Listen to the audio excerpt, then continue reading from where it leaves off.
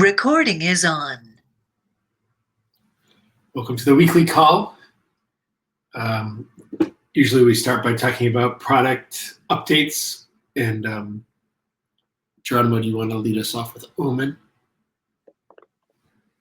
So today we are gonna release 1.1.8, which includes two important UI changes. Primarily, the market details view is way more polished, and the create market process was also polished. So there was a redesign, and this was implemented in that release. And we fixed a critical bug for redeeming multiple outcome tokens from one market. So there was one person who owned more than just one outcome token for one specific market, which got invalid because on the resolution date or closing date, the answer wasn't known for that question.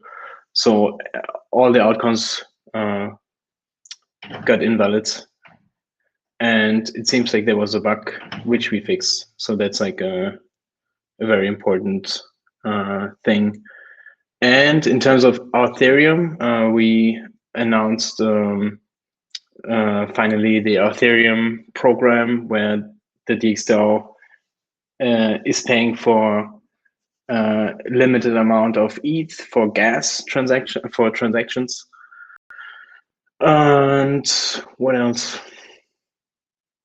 I think that's it. Great, thanks. Do you know what the status of the PNK program is? Is that over now? Yeah, Clemage had sent out recently the second month of rewards, and he usually sends it out by Excel and like lets the community look it over to see if anyone's missing or anything, and then he makes the payments, or then the Kleros makes the payments, and so that's in the process of that last month ending, and I don't believe there's a plan for a continued month after that. I'm sure he'll give some feedback, but it was unfortunate that the liquidity providing incentive was at the same exact 2 months as jacked up gas. So it threw off, I think, that even as learning from that almost. So we'll see what Kleros thinks about it overall, but I don't think it continues after this. Yeah, gotcha.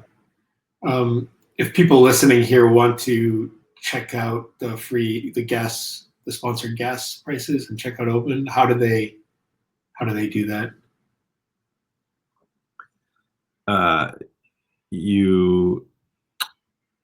There's an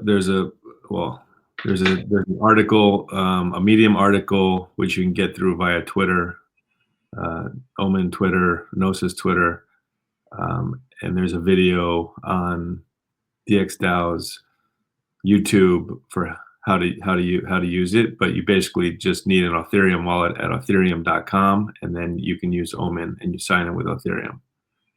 So awesome. It would be, yeah, if I could say come to DXdao's or Omen's homepage and you can see the details there, that'd be cool, but that doesn't exist. Right, checking Twitter is basically the way to get the latest. I think it's a very recent tweet from the Omen linking to the article. Yeah. We'll walk you through it. But it's essentially having Ethereum and using Omen, right? There's no special sign up or anything. Yep. Very cool. All right, any questions or other points on Omen?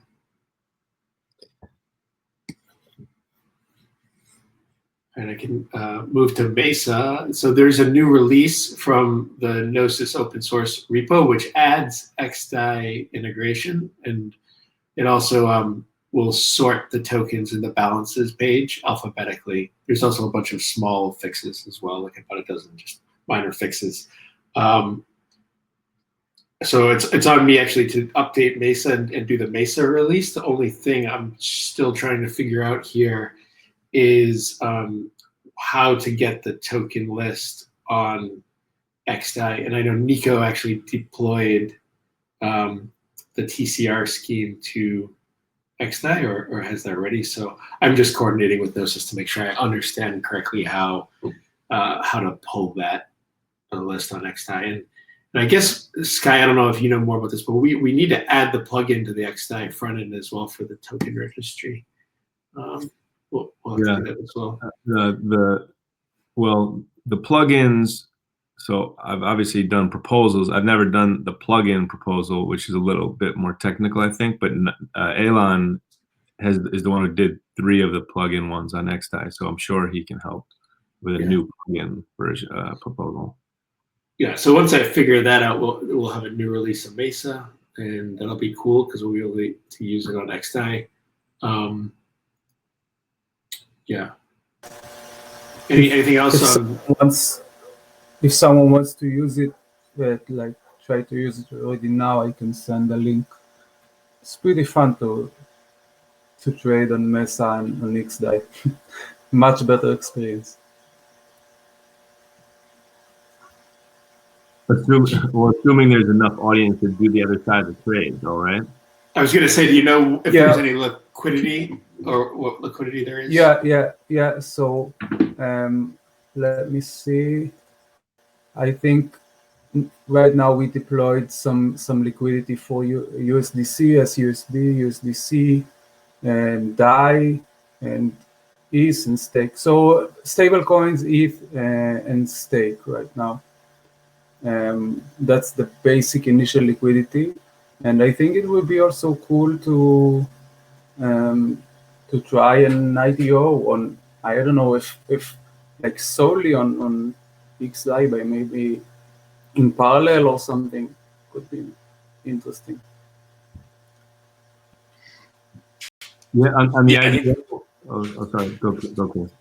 No, I was just going to say, I think that's an interesting idea that I think we can kind of see how that would work. And obviously there would be advantages to XDAI in transaction costs that would presumably allow you to reach a wider audience. I do wonder if like the best case scenario is if you could have like 2 auctions running at once, where like the Ethereum main chain is where larger orders of a certain size that Mesa already makes sense for now, and then XDAI is where you would have smaller orders, and that they could even, like the existence of both of them could create a little kind of feedback loop between them, because you could reach a wider audience. I don't know how a project would do that and kind of if we can find the right one, but I'm definitely interested in experiments there. So Luna Social's post about their IDO, I'm pretty sure it was Luna, they already said that Mesa is only for $2,500 orders and above. And so they could just take, 5% of their, what they want to sell, bridge that across, and at the same time do that. It's unless you're just doing some like random test, it makes sense for a real IDO that's doing it on real Omen mainnet to also take a smaller chunk and put it on like you're describing at the same time. Because their answer right now was, once the whole thing happens, we're then going to seed a Uniswap pool, and all you little guys can come in and get some token. But by that time, it's too late. So if they take that little bit of effort, I think they can just replicate what they're doing with a smaller amount on XDAI and send the audience there. Yeah, the dynamic will be interesting. It will, I guess, incentivize people to go to XDAI, because there's going to be tokens that if nobody goes there, they might be very cheap. I think that the team needs to find the right balance between amount of tokens for each, for DXdao and mainnet. So there's not too big of a difference in demand in both. And the other, we did talk about in the past Daniel token, which is obviously not a giant IDO, but it's a smaller, cool personal token social token experiment, that would be an example of like, let's just do that on XDAI. I think Daniel specifically said that would, he has a big audience and a lot of people had a desire for mainnet, but like a smaller token that was where someone was open to doing it all on XDAI, that would be like the all encompassing, just only on XDAI IDO. But we need to find that, I guess. It might be cool to talk more with the OneHive community, because I know they have their honeyswap.org, which is like the Uniswap fork on XDAI, and I think their community is actually pretty vibrant. I don't know if anybody here has like gone to their community calls or anything, but it's kind of on my to-do list to do that at some point.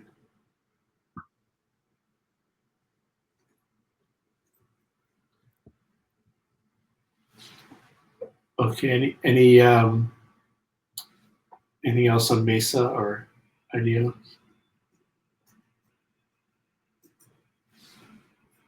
Okay, with that, I guess we can move on to DXSwap. I don't know, Augusto, do you want to give the update there?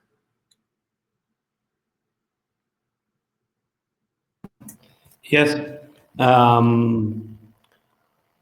Well, what has been done there? I know that Federico is working on the SDK, integrating the token list. He ran into some issues because we had to use the multi-call contract, and it was failing when you, for example, if we wanted to get the symbol, decimals, and name of every token, if one of those tokens haven't implemented it, which interesting, this is not inside the ERC20 standard, the name, symbol, and decimal. This was just adopted by the community. So if a token is not implementing it on the multi-call, when you are trying to get all the tokens information, it was going to fail. So I know that Federico right now is working on the deployment of a multi-call contract that can be used all across our apps, and also with the option to not fail if one of, I don't know, 100 calls was failing, to still continue with the call. And we also now have a fee setter contract on the DXSwap core. It was reviewed by John and Nico and Merge, and related with the core contracts, which is the most important, the crucial part of DXSwap. We are going to test the deployment on Rinkebai today. I'm going to deploy the DXSwap deployer, and we are going to simulate the deployment the same way that it will happen on mainnet. And then once we have the contracts deployed on Rinkebai, we are going to update it up and bring like a DXSwap testing run where anyone can go and test with test tokens and see how it feels, to make sure that we have everything ready for mainnet. I think that's everything. And well, also there is a lot of work being done on the relayer side. Nico is working on that, and it's going to be ready for audit soon, right, John? Right, on the integration with DXdao side, Nico, and with some support from DAOstack, has been doing a lot of work. There's an iteration actually on the multi-call scheme to add some constraints which will improve security, and to also allow the whitelist to be updatable, which is going to allow it to be much more flexible and to kind of give us the support we need in terms of pulling liquidity from DXSwap or adding new liquidity. And then, of course, there's the relayer, which is the intermediary contract, which will allow DXdao to provide liquidity. And there's a lot of considerations there, a handful of cases that it will support, and it also needs to find the on-chain price. So I really think we're trailblazing there, and that is about to go into audit next week. And finally, as well, Zet has been doing a lot of work on the design and has also integrated, kind of broken down, his basically first version of the DXswap design into some tickets, which are on the project board. Zet, I don't know if you wanted to add anything there, but feel free to jump in. No, I added all the cards there. And also I'm working on for the marketing department, but adding, I'm actually starting with the first brand guideline for DXswap, and probably trying to like just combine all the brands on the same platform. I think that's a important step now when we work with that many projects. Yeah, definitely thinking across the products for the brand.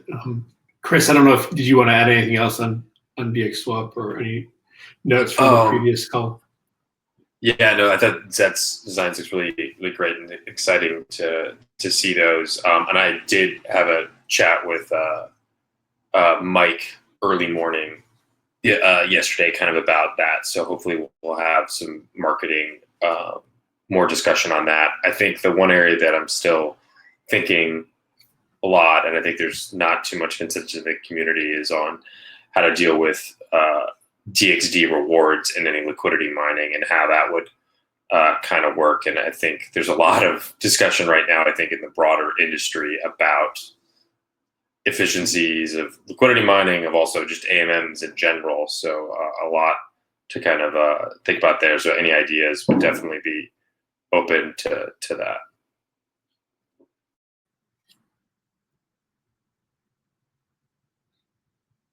Anything else on DXswap or any questions?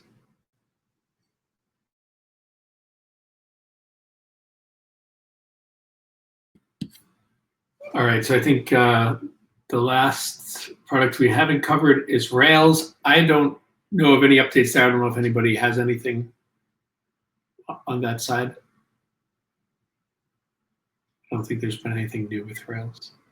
No, but I think once version 3.6 of Loopring comes out, I suppose we can get another like tweet post and like video from Mike Eli out about it, because I think it's kind of amazing being able to send crypto to any wallet. The usability is kind of limited to other people on the second layer, but being able to transmit to like anybody, it's I think it's big, and that's in November. Totally, and at the moment there aren't any dev resources, I think, like focused on Rails, but that is about to change because Federico will be moving to full time in about a week. So yeah, I'm sure there's a lot we can do to take Rails forward. Yeah, and I think just thinking about Rails now as like a product that exists, and how it has strategic positioning, I think, for DXdao because of being kind of a front end for the Loopring rollup and looking at how that may develop. And I think Ingemar is pointing out how just how the rollup itself will come with new functionality and how Rails will benefit from that. And I also think kind of because the product right now, yes, you can send kind of crypto everywhere, layer 2 scaling, but there aren't a whole lot of use cases in the market right now. I think it's incumbent upon the community and DXdao members to figure out what are some kind of interesting, fun ways that we could use the product, engage with the community, some other way as just a way to demonstrate the capability.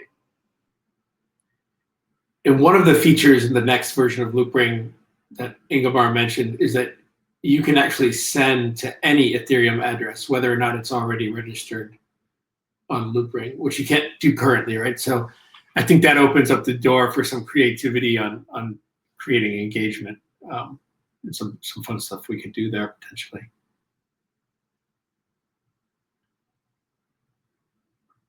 Okay, great. I guess on the product side, those are the products. I think it's probably worth also talking a little bit about governance, kind of touched on it with DXSwap. So the multi-call scheme that is being worked on for DXSwap. There's also a front end that got previewed this week that DAOstack has been working on. Basically what is the interface for this multi-call scheme. So like, yes, we're going to use it for the relayer and the fee setter on DXSwap. So basically to interact with DXSwap, this is critical for DXdao. But it also is going to open up a lot of other possibilities for the DAO to interact with other protocols on Ethereum. So I think to start, the thinking right now is the list should be pretty limited what we can interact with, but with Nico's latest changes, we'll be able to update that whitelist. And so in the future, if DXdao wanted to interact with Compound, it would be a proposal to add Compound.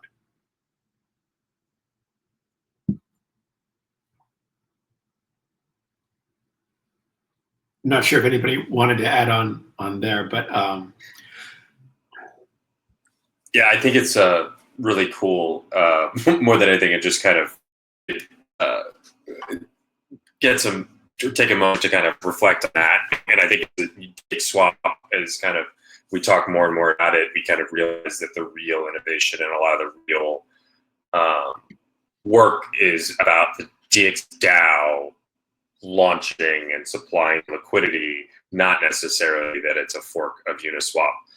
So I think it's really cool to go through these different processes and have to build these capabilities, because as John said, like, you build them for one thing and they could be kind of reused by not just DXdao, but potentially kind of other groups. I think it's definitely a step forward and something to be we can be proud of. Yeah, and for instance, the relayer contract, which is allowing DXdao to provide liquidity to DXSwap, could potentially be used in the future by other DAOs that are interested in doing the same thing. And because I mean, the difference being like DAOs have to do things very much more in the open with proposals and some time lag, right? Like it's basically this automated process on chain, and not somebody somewhere kind of like pulling the trigger. That kind of changes it a bit. The other governance development effort that's underway right now is what we've been calling ERC20 guilds. So this is actually just a new governance voting contract for ERC20 tokens. And Augusto has been doing most of the work here, and he can correct me if I'm wrong about any of this, but it's going to be able to take a snapshot of an ERC20 balances. And I think the first use case we're looking at is allowing DXD to actually do voting. So you can imagine a DXD guild that actually has some reputation allocation from DXdao, and DXD voters will actually be able to voice and participate in alchemy proposals via the DXD guild.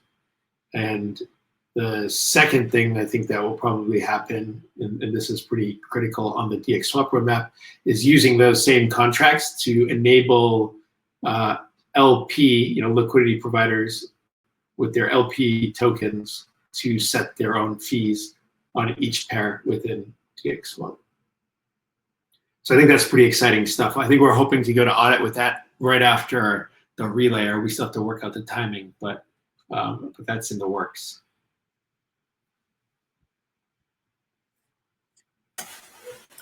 John, do you have a sense of how many people that hold DXD but don't have any reputation want to be part of the governance?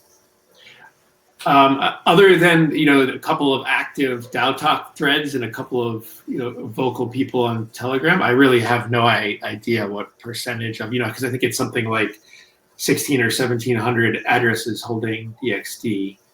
So that's like 4 times the number of rep holding addresses. But we really have no idea like what percentage of those people would want to really participate in some sense. So I think that's actually one of the great things about DXD Guild is it will allow us to have some sense of what that interest is, right? We'll see who comes and participates. Yeah, I think one option is that it will not be used a lot, but maybe when a topic that is kind of controversial and maybe the DXD holders have more to say about, then in that case it will be utilized more, or something like this. Yeah, that makes sense. They're probably not going to be voting on worker proposals every month, right? It doesn't. Yeah. It's more of an operational thing. But when it comes to something strategic, or that they view would impact the price of DXD, obviously that could matter a lot more. Yeah, it's a good tool to have, like a good option. I mean, we were talking a lot for I think months now about integrating DXD folders.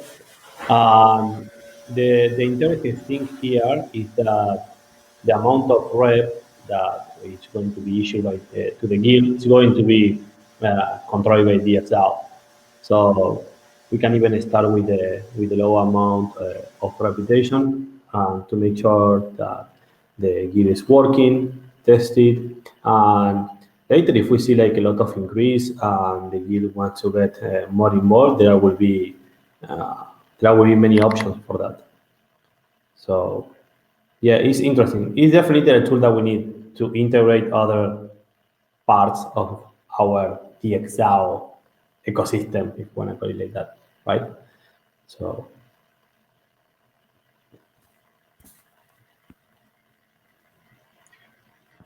for Yeah, you example, could also, yeah. On the manifesto, for example, the manifesto, the worker compensation guidelines, on that proposal, it will be awesome to be able to see that the DXD guild voted for yes or for no on one of those proposals. That will give much more validation to our actions.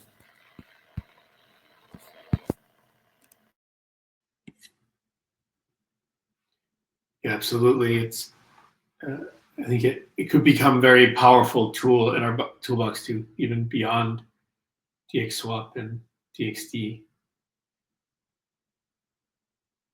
All right. So anything else on the product side before we move over to recapping the weekly calls?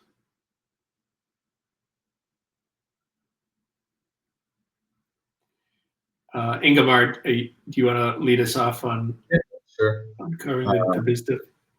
Yeah, we had a product demo from Almonit, which showed how we could potentially create a decentralized publication for ourselves, which seemed pretty awesome from the look of it. And we had a representative from Fuse, Isaac was his name, propose potential like validator collaboration with the DXdao, where the DXdao would help with the validation of the network. Of course, it would cost the price of a validator. I think where we're at with that is just seeing whether that's even technically feasible for a DAO to handle that. And then I think would follow the discussion of what's in this for the DAO, and is this an investment thing? Is this like a governance thing? But yeah, that conversation got started. Those were like the two main agenda points of that call. Yeah, regarding the validators with Fuse, I was wondering how that could potentially work with DXdao, because I think if there's a need to run like a cloud-based server, or basically a server sitting in a server farm or somebody's apartment somewhere, the DXdao has no like real way to control that, as far as I'm aware. So I did get a ping from Fuse on Telegram, so I'm going to follow up with them and try to like just talk it through to make sure we're on the same page. But I think that's a potential blocker on the validator stuff. I'm not quite sure how DXdao could control validators.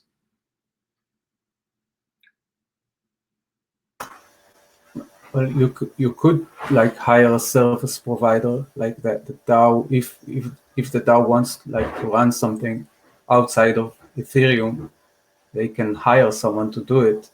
And yeah, It's still not. Yeah, that's true. In DXdao control like per se on Ethereum, but yeah.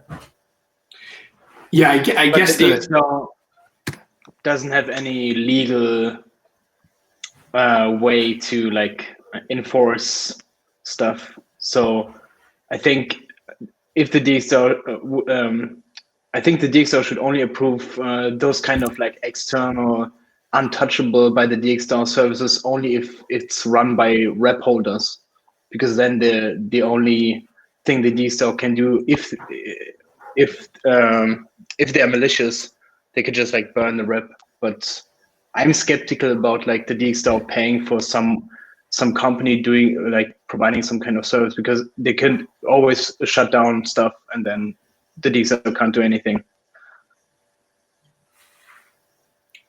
I imagine someone else. I guess I'm not like saying this is like something that we should do right now, but like theoretically, I think that the DAO could hire like whoever they want to provide services, and if they are not doing a good job, you can hire someone else. I don't know.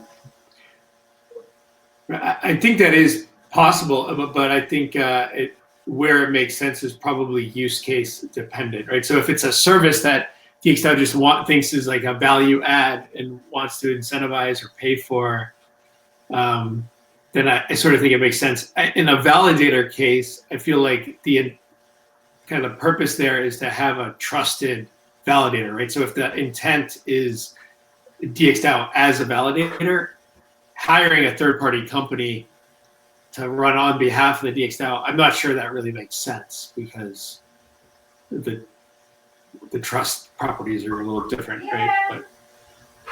But yeah.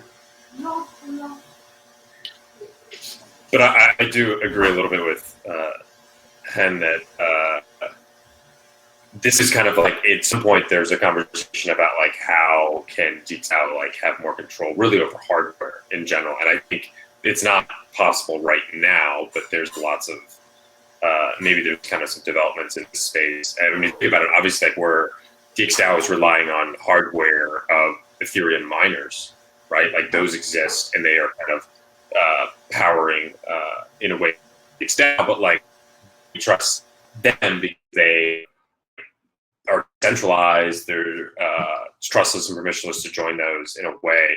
So I just think about like how those type of properties could eventually be transferred over to other hardware, like validators or whatnot. I think about this a lot with Layer 2 too, and like whether if the DXdao just like theoretically could launch its own chain, right?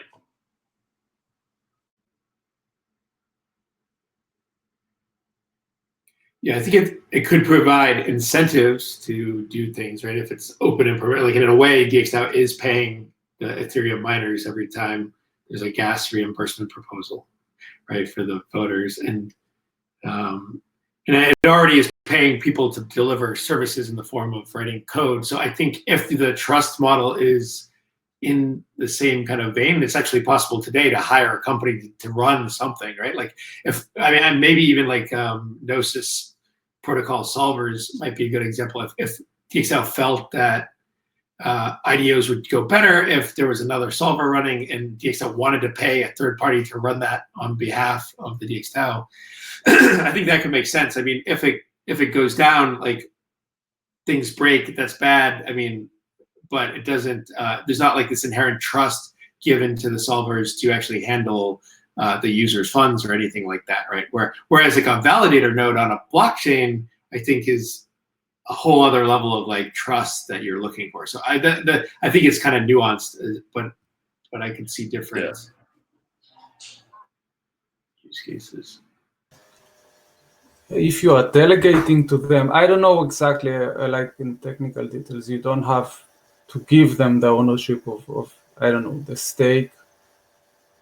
I'm not sure. It would be interesting to ask the Fuse guys how it really works. Yeah, it's possible I'm missing something, or maybe like delegated proof of stake or something, it would work. So I will be having a call with them to kind of dig into it. If anybody else wants to join, just feel free to ping me and I can loop you in on that call.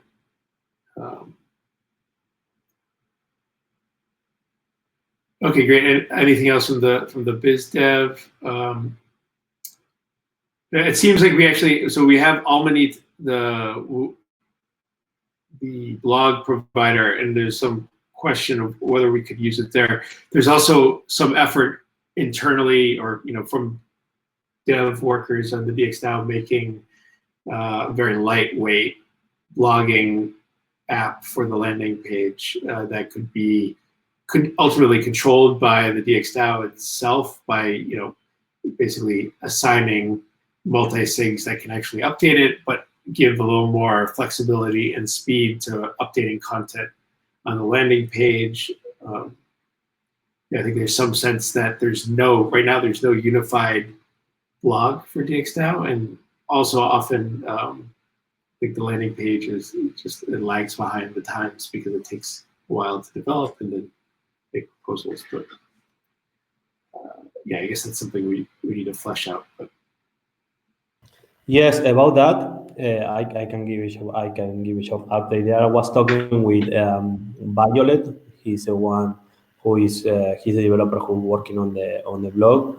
The idea will be to build a blog that can be generated from we can call it like a unified static database, for example, where you put all the blog content in one file, and later in the future, this file can be managed through an ENS subdomain of DXdao and governed by a multi-signature of content creators.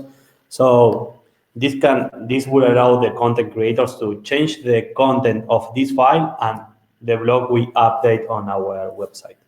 That's the idea, because if not, we will have to, for example, like redeploy the website every time that we want to add a blog.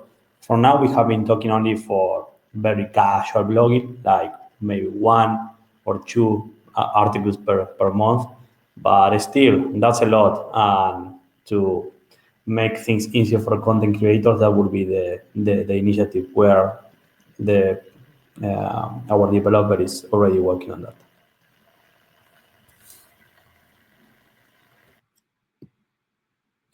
Yeah, and so it could be updated by the content creators via multi-sig or whatever group of people are assigned to this multi-sig. But the DXdao itself would have power over, control over, whether that multi-sig actually can update or not, right? So ultimately, DXdao could, revoke that, and it still ultimately controls the domain. So, just wanted to make that clear. Right. Chris, do you want to move to governance? Sure.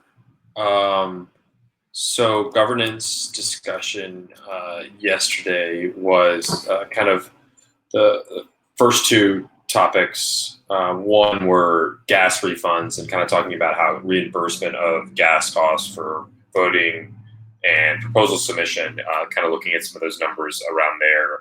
I think Nico was going to prepare a thread on that. And then second, talked a lot about the DXdao clone, and I'll let Elon or Sky touch on that more, but a lot of things kind of going on there.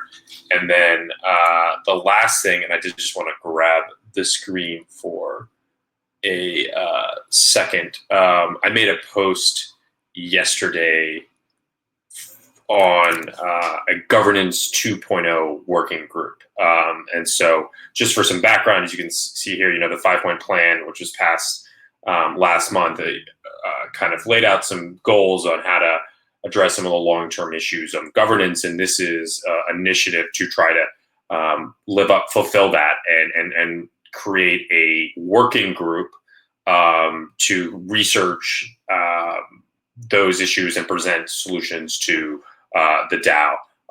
Like some of the things with the relayer and how this is kind of the first time a DAO is supplying liquidity, in a way, some of the things we're working on in terms of coordination and governance are also things that we're doing for the first time. So this is just my first attempt in it. And so definitely would be up for feedback on this as specific proposal, but also kind of on the idea of working groups in general. So you'll see, I just kind of, in terms of the scope, laying it out. I think the issues we've addressed is there's no long-term incentive for rep holders to kind of provide good governance, and as we were just discussing before, there's a misalignment of DXD and rep long-term. And obviously DXD has no actual role right now in governance, be that a say in governance, as we're talking about with the guild, or necessary for governance in terms of like staking. So looking to address those issues, I think it's important that we preserve certain existing governance properties that I think are really core to DXdao, and mentioned the manifesto and elsewhere. Just threw out some initial ideas on participants. I'm more than kind of open to anyone that would like to join. I think name some people here that I think have expressed interest. And then 2 kind of outside groups that I think have been very interested in this and has kind of presented research already, Delphi Digital and DAO Stack. And then I would hope this would be the opportunity to kind of engage some external individuals and kind of provide some external advice on governance. The output would be a document, so potential solutions. Not sure if this would be one solution or a choice from many. So there isn't, it's not like the working group is going to like implement some new solution to the governance structure of DXdao. Like in the end, rep holders still have say, and this is only kind of a research arm. And then just laid out a timeline potential to kind of do this, because I think it will be something a lot of people will be busy, and how do we kind of have time for research and planning and drafting different options. I do think it's important that we kind of be upfront that if people do contribute to this and it does take some of their time, I do think there should be compensated. Again, I don't really know what exactly that looks like, and I think any compensation would need to be paid, would need to still go through a separate proposal process. This is just trying to set some expectations. And then the transparency and accountability. I was saying we would have these meetings recorded. I'm not sure if we needed to. There's some kind of pushback on that. I think at the end of the day, like rep holders this group will be presenting something to rep holders that would then be acted upon or not acted upon. And I think that's kind of the most important thing. But I do think it's important that we talk about this from a governance structure standpoint, because it is something that is kind of forming outside of the existing calls, keybase, and kind of processes that we've been running now. But I think it's an opportunity to kind of innovate on this and be a little bit more efficient. So that's it. Please respond to thread, comments, suggestions, and yeah.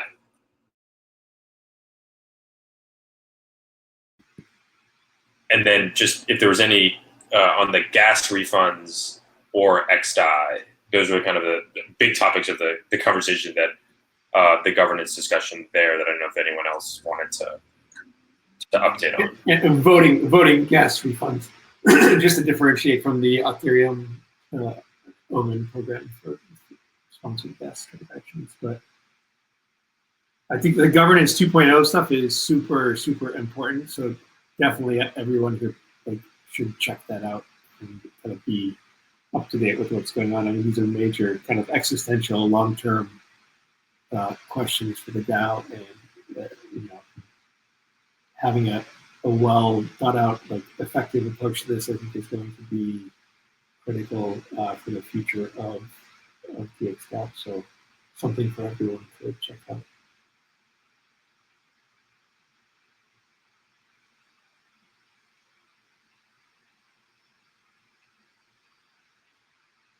All right.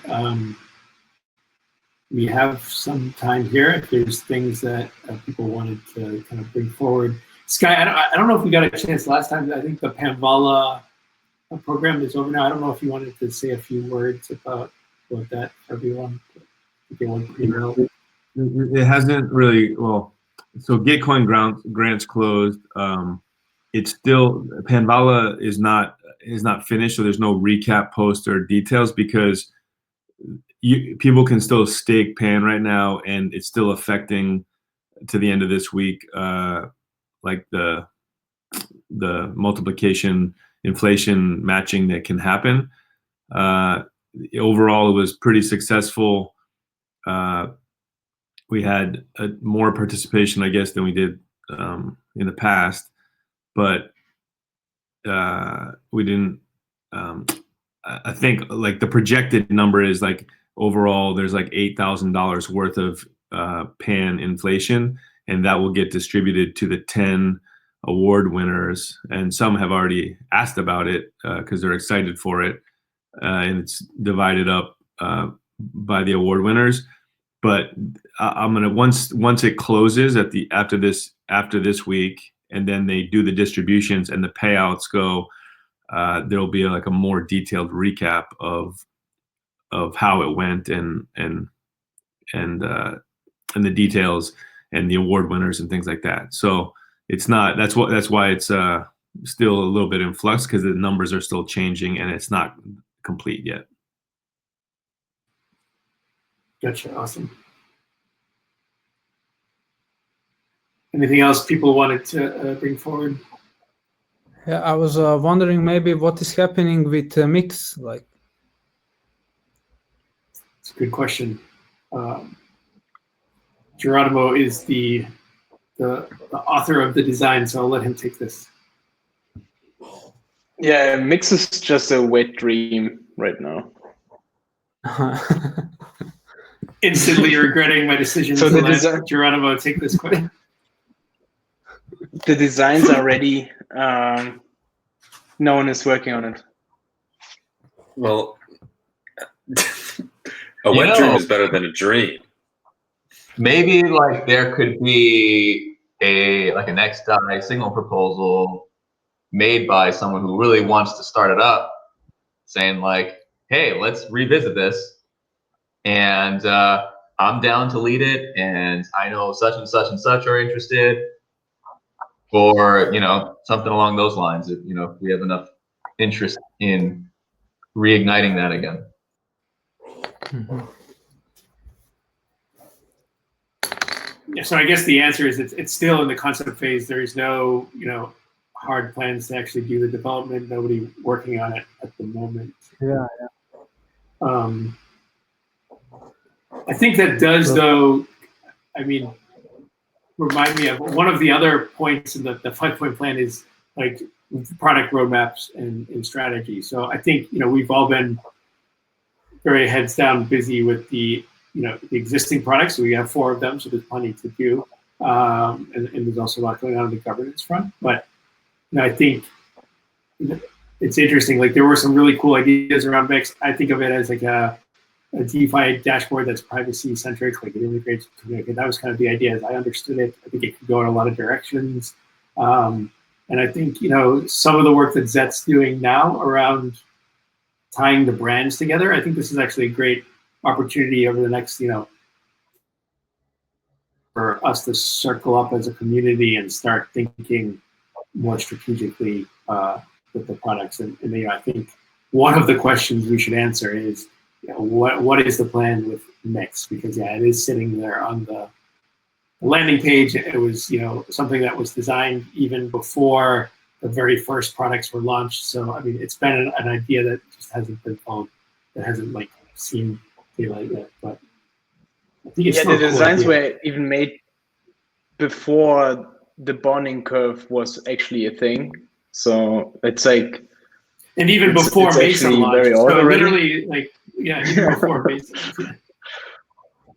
Yeah. So seeing Tornado Cash actually being used again is another huge signal that a lot of there's a huge potential in terms of providing privacy services in combination with DeFi. And Mix was like the dark version of Zapper or Xerion. But at least for me, who kind of was the creator of it, there are currently other priorities, primarily Omen and potentially liquidity.eth. Mhm. I don't know I what don't know if liquidity.eth is, but it's a cool domain. No, sorry. yeah, this I think Falcon will be released like this or next week. Like I don't know if like do we have something for that? Like I know like I don't know. The VCs are making themselves ready for the big dump. Uh-huh. But maybe allow us, I don't know, to host some things like via Filecoin. Like I I don't mean, know. yeah, it's a good. I mean, that's a good point. I mean, all of our front ends are deployed on IPFS, right? So I mean, it's Yeah. made by the same protocol labs. However, IPFS is not persistent storage, right? So DXdao is essentially relying on individuals to pin IPFS, and they're not really incentivized to do so. I think there's like Pinata.cloud. There's some services that out there that are pinning it. So I don't know. I don't know if anybody. I haven't heard anybody really talk about Filecoin in the context. I don't know if I thought Filecoin, the coin, would eliminate the need of friendly people doing pinning. Like the main selling point, I believe, is the pinning, and that like the data will be online. Right, that's the point, but it has to be, you have to pay for it with Filecoin, right? So, I mean, I think it's a good question, basically. It's like, what is DXdao going to do if Filecoin, when it's released? But Milan, in general, like if it's not an ERC20, the DXdao has no chance to do something with it. I've heard a rumor that there will be a bridge. Wow. I do not know, and don't quote me on that. I know we're recorded, but I have no idea. Yeah, I mean, I think everyone's building a bridge to Ethereum, so it can't really function as a blockchain, I think, anymore without that. I will say, I think it is also like a demonstration or kind of confirmation of a lot of the things that DXdao has been doing already. And I think not just the Filecoin, but you go back a couple weeks ago, and I think Hayden was tweeting about when is Chrome and Chrome and Safari going to support ENS domains. And, obviously that's something that DXdao has already kind of been pioneering. You see some other conversations about IPFS. So I think this is something that almost the market is kind of coming around to a lot of the things that DXdao has already been doing. So I think we should figure out how to take more advantage of it. But I think we are early to it still. Yeah, I mean, in theory, it would be great if DXdao could directly pay for its own deployment storage costs, right, to incentivize the hosting of front-end services in a decentralized way, obviously, like across many hosts. Yeah, and like the future is bright. The graph hopefully is going to release their mainnet, which will make sure that our products can actually like provide a decent user experience with the DXdao actually paying hosters for our subgraphs. So that's like super interesting. And then the IPFS stuff, of course, is also something we need to observe. Like if the DXdao can actually connect to the Filecoin network and do like payments for hosting, that would be totally crazy. Like I would love to see that, but it will take a long time.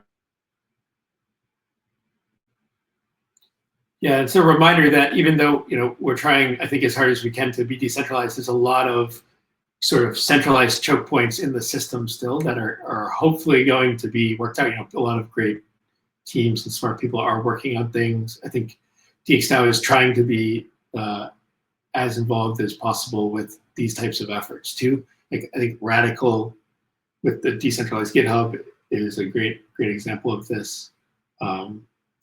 Basically, we want to remove any centralized choke points from the system.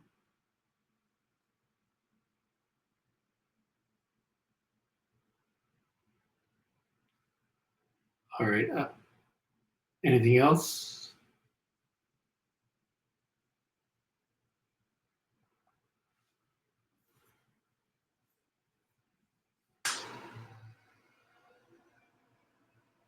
Very cool, Matt. Anything on the loopring world that you wanted to update on? I know, so you joined lately, a little bit late there.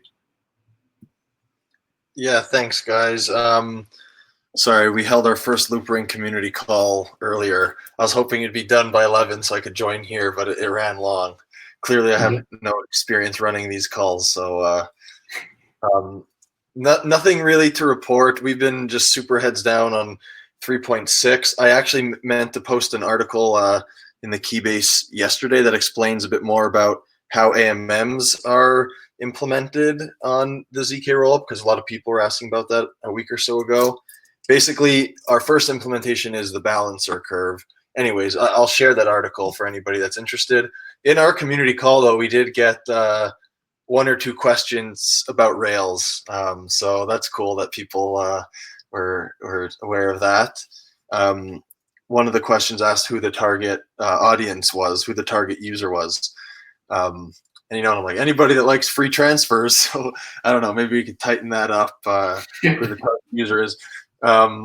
Yeah, I mean, practically, it's also the only loopring like gateway that's mobile friendly. So whoever wants to use Rails is the only loopring.io is not mobile, is not available on mobile. So it's the mobile gateway, and yeah, all the free transfers. It was cool, but nothing else to add right now.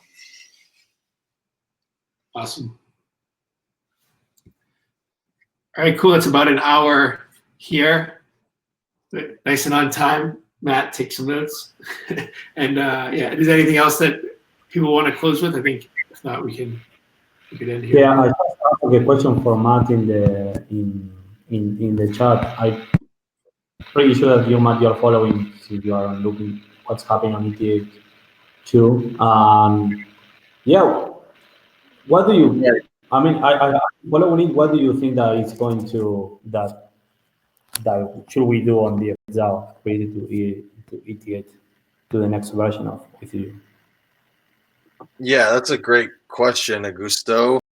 I'm not sure if I'm any better off to answer than than anybody else. Your view and everybody else probably just as much. From the loopring point of view, we're really pleased with, of course, like Vitalik's roll-up centric vision. I think it just makes sense. You don't really lose anything. You still have the ability to go to computation in shards.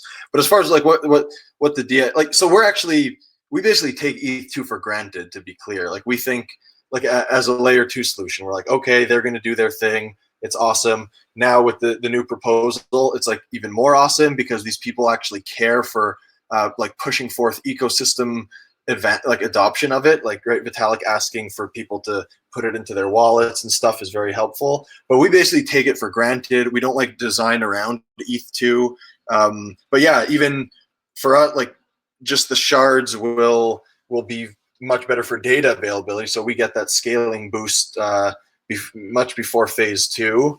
And what the DXdao could do, I guess, yeah, I mean, I don't know if I'll prescribe anything here, but for sure, like staking, that's going to be a huge industry. Staking, like ETH2, like validator delegation is going to be huge. DXdao might actually be like one of the most suited groups to tackle that. I know there's a few teams doing it, but like, yeah, I could actually see that being maybe the leading thing that the DXdao it's a perfect fit, kind of, if we could figure out how to run it.